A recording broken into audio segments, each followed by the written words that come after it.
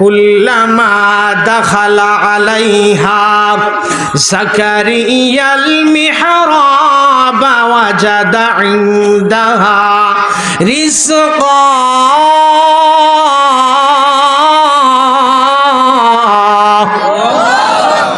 প্রত্যেক দিন জাকারিয়া নবী মজার মজার খাবার মরিয়ম রে দেন, কিন্তু ওই দিন জাকারিয়া আলাইহিস সালাম যখন ঘরের দরজা খুলছেন, দরজা খোলার পরে আল্লাহ তাআলা কোরআনে বলেন কুল্লামা দাখালা প্রবেশ করলেন আলাইহা মরিয়মের হুজরার মধ্যে প্রবেশ করলেন, জাকারিয়াল মিহরাব ওই মারিয়ামের মেহরাবের ভিতরে ঢুকলেন, ওয়াজাদা তিনি পেলেন ইনদাহা রিজকা।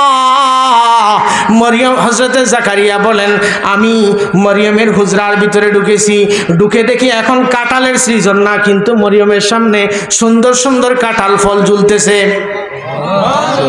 এখন আনারসের সিজন না, কিন্তু মরিয়মের সিজনে আনারস দেখা যায়। আমি বিভিন্ন ধরনের ফল খুঁজি, দেখি বেমৌসুমের যত ফল আছে সব মারিয়ামের সামনে। এমন সময় হযরতে জাকারিয়া আলাইহিস সালামের বয়স তখন হলে 120 বছর। কয় বছর? 120। আচ্ছা, কোন 120 বছর বয়সে কি কোন মানুষের ছেলে সন্তান হয়? কথা কন না, আমরা দেখলেই দেখব আপনার ডেট ওভার হয়ে গেছিল। হ্যাঁ, হযরতে জাকারিয়া নবী এই জায়গার মধ্যে দাঁড়ায়া দেখেন মারিয়ামের মেহরাবের ভিতরে বেমৌসুমের ফল দেখা যায়। বাবারা আমার, মানুষের সন্তান হওয়ার জন্য পুরুষের মৌসুম আছে, পুরুষের সন্তান হওয়ার একটা মৌসুম আছে না নাই? আছে। জাকারিয়া আলাইহিস সালাম চিন্তা করলেন আল্লাহ আমার 120 বছর হয়ে গেছে, এখন আমার কোনো ছেলে সন্তান নাই, আর আমার স্ত্রী হলেন ইনি বন্দা নারী, এখন তো তারও সন্তান হওয়ার কোনো সম্ভাবনা নাই। ও আল্লাহ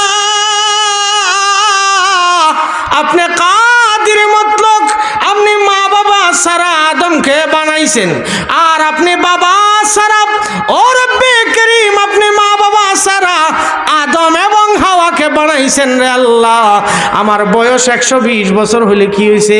হযরতে মারিয়ামের সামনে তুমি যেই মালিক মৌসুম সারা ফল দিতে পারো, আমারও তো সন্তান হওয়ার মৌসুম চলে গেছে, তুমি যেই মারিয়ামকে মৌসুম সারা ফল দিতে পারো, তুমি সেই মালিক চাইলে আমি জাকারিয়াকে মৌসুম সারা আওলাদ দিতে পারো। কোরআন খুলেন, এখন বাবা দোয়া করছেন, জাকারিয়া আলাইহিস সালাম দোয়া করছেন। এই লম্বা কথা আমি ছেড়ে দিলাম, এর এখানে আরো লম্বা কথা আছে। জাকারিয়া আলাইহিস সালাম জিজ্ঞেস করলেন মারিয়াম তুমি এগুলা কোত্থেকে পাইছো, ফলগুলা কোত্থেকে আসছে? মারিয়াম ডেকে বলেন কালা ইয়া মারিয়ামু আন্না লাকি হাযা ক্বালাত হুয়া মিন ইনদিল্লাহ।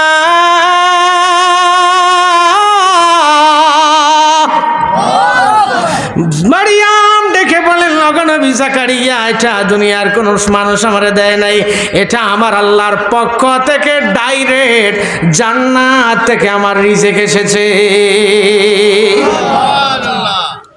এখন দুনিয়ার বাবা কথা শেষ, এখন আপনাদের কাছে একটা প্রশ্ন, দুনিয়ায় কোনো মহিলা নবী আছে নাকি?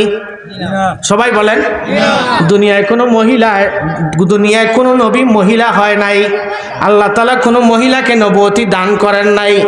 তো হযরতে মারিয়াম উনি আল্লাহর ওলি, মারিয়াম উনি আল্লাহর কি? সবাই বলেন না, মারিয়াম আলাইহিস সালাম আল্লাহর ওলি, আল্লাহর মাহবুব বান্দি। ওই জায়গার মধ্যে দাঁড়াইয়া হযরতে জাকারিয়া আলাইহিস সালাম দোয়া করেন আল্লাহ এই জায়গায় জান্নাতের খাবার আসে মরিয়মের কামরায়, এটা বড় পবিত্র জায়গা, এটা তোমার বড় প্রিয় জায়গা, যদি প্রিয় জায়গা না হইতো তাহলে এই জায়গায় জান্নাতি ফল তুমি পাঠাইতা না। হযরতে জাকারিয়া নবী সেই জায়গায় দাঁড়াইয়া হুনালিকা দাআ জাকারিয়া রব্বা, হুনালিকা মানে ওইখানেই, হুনালিকা মানে ওইখানেই, ওই জায়গায় দাঁড়াইয়া হযরতে জাকারিয়া নবী আল্লাহর দরবারে আল্লাহর দরবারে দোয়া করতেছেন। ক্বালা রব্বি হাবলি মিন লাদুনকা যুররিয়াতান তাইয়্যিবা ইন্নাকা সামিউদ দুআ।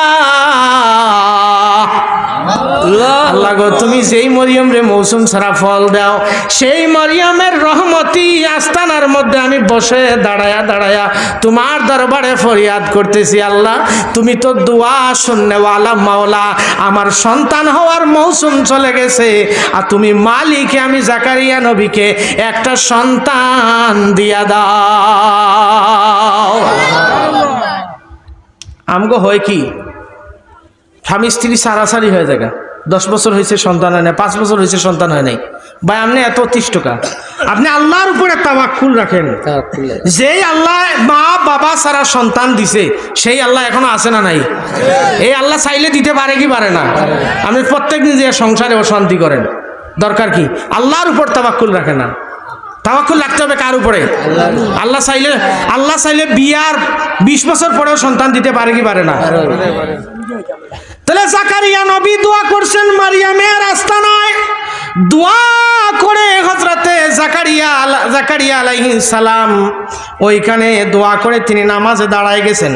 নামাজে দাঁড়ানো অবস্থায় রয়েছেন। আমার আল্লাহ বলেন, জাকারিয়া রে, আমার বান্দি, আমার মাহবুবা বান্দি, আমার অলি হযরতে মারিয়ামের আস্তানার পাশে দাঁড়াইয়া তুমি দোয়া করেছ, আমি আল্লাহ তোমার দোয়া মাহরুম করব না, আমি আল্লাহ তোমার দোয়া রিটার্ন করব না।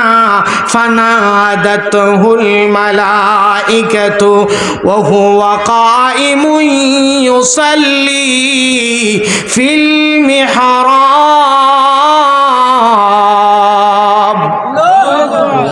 ওইখানে দাঁড়ানো ছিলেন, নামাজের মধ্যে দাঁড়াইছেন।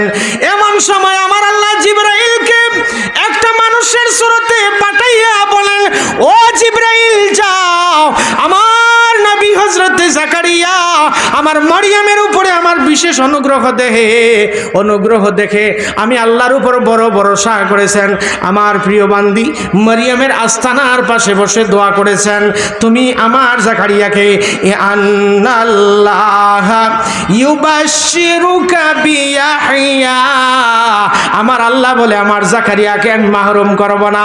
ও জিবরাইল যাও, আমার জাকারিয়াকে বলে দিবা আমি আল্লাহ তাকে একটা পুত্র সন্তান দান করব, এই সন্তানের নাম রাখিয়া দিলাম ইয়াহইয়া। এখন আমি এতক্ষণ কথা বলার মানে কি? তাহলে একজন নবী অলির দরবারে গিয়ে দোয়া করেছেন, কথা বলেন।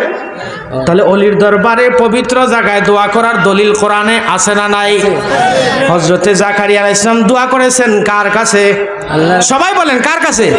তাহলে আমরা শাহজালালের দরবারে যাইয়া দোয়া করব কার কাছে? যাব শাহজালালের দরবারে যাইয়া, ওই পবিত্র জায়গায় যাইয়া শাহজালালের কাছে যাব না, যাব আমরা আল্লাহর দরবারে। কথা ঠিক আছে? তাহলে মাজারও আমরা যাব, যতদিন আছি সুন্নি মুসলমান মাজারওয়ালা 360 আউলিয়া সহ পৃথিবীতে যত আল্লাহর ওলি আছেন তাদের সাথে আমাদের মহব্বত থাকবে কি থাকবে না?